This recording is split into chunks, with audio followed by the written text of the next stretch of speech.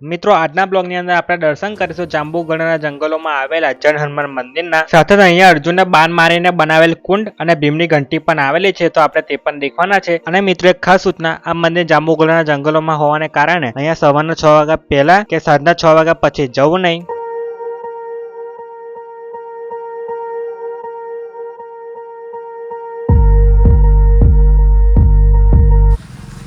तो मित्रों તમે અહીંયા આવો છો કે તમને અહીંયા બંને સાઈડ પર ઘણી બધી દુકાનો જોવા મળી જશે। અહીં પર પરસારી દુકાનો છે અને અહીં પર રમકડાની દુકાનો છે પ્લસ નાસ્તાની જે છે બધી દુકાનો અહીં આવેલી છે અને સામે છે જન હનુમાન મંદિર છે। અહીંયા આપણે આપણા મિત્રો સાથે આવ્યા છે તો આ બધા મારા મિત્રો છે। અહીંયા આ રહી તમને ઘણી બધી અહીંયા દુકાનો મળી જશે અને સામે જ મંદિર છે। तो मित्रों આપણે શનિવારના દિવસે આવ્યા છે અને શનિવારના દિવસે અહીંયા ઘણા બધા ભક્તોની ભીડ જોવા મળી છે। શનિવારે અને મંગળવારના દિવસે અહીંયા હજારો ભક્તોની ભીડ હોય છે।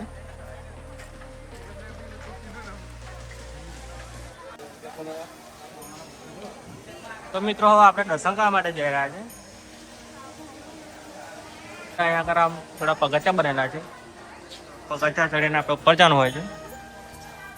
તમે ભીડ દેખી શકો છો।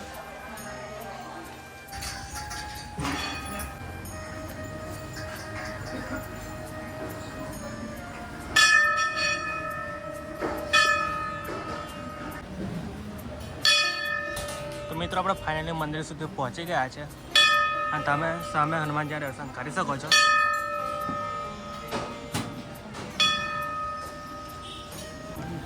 તો મિત્રો હનુમાનજીની પ્રતિમા 18 ફૂટ ઊંચી છે અને એકદમ કુદરતી છે, એટલે આ બનાવવામાં આવી નથી, કુદરતી રીતે બનેલી છે। એની પર ખાલી શણગારને બધું કરવામાં આવ્યું છે।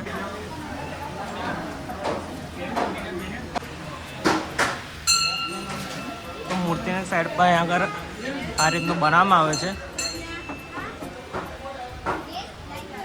અહીંયા તમે જે તેલની સિંદૂર રેડો છે તે સીધો હનુમાનજીના ચરણોમાં જાય છે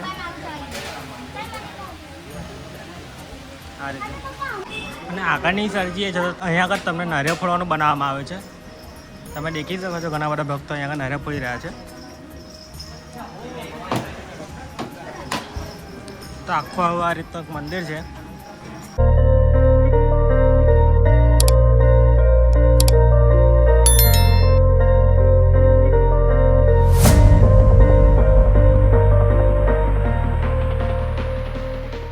મંદિર નીચે ઉતરો છે એટલે અહીં બાજુ પણ તમને ઘણી બધી દુકાનો દેખાવા મળે છે। તો આખો મિત્રો આ જગ્યાનો વ્યૂ છે। મિત્રો તમે પેલી બાજુ સીધા આવો છો એટલે તમે અહીંયા આગળ પહોંચો છો। પાંડવોના વનવાસ દરમિયાન દ્રૌપદીને તરસ લાગતા અર્જુન દ્રૌપદી માટે બાણ મારીને પાણી કાઢેલો તે જગ્યા છે મિત્રો।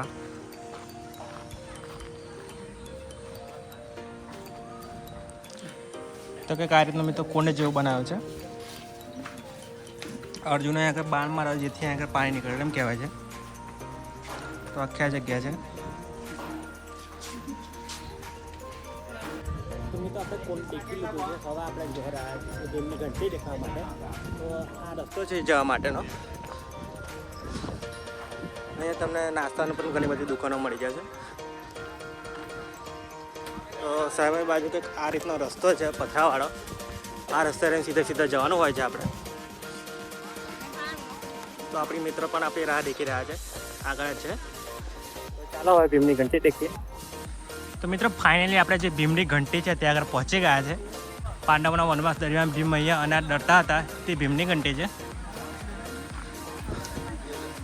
તો મિત્રો કંઈક આ રીતની આ ભીમની ઘંટી આવેલી છે।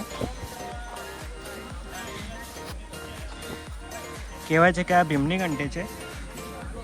તો તમે આમ મારા હાથ ઉપરથી અંદાજે લગાવી શકો છો કે આ કેટલી મોટી ઘંટી છે અહીંયા આગળ।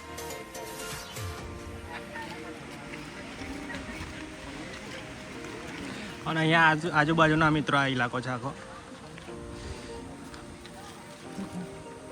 તો કહેવાય છે કે પાંડવ અહીંયા આગળ એમના વનવાસ દરમિયાન ઘણા બધી સમય રોકાયા હતા ત્યારે અહીંયા આગળ ભીમ અનાજ ડરતા હતા। મિત્રો જે ભીમની ઘંટી છે એની આ સાઈડ અને આજુબાજુની સાઈડ પર તમને કંઈક આ રીતના પથ્થર ગોઠવા દેખવા મળી જશે।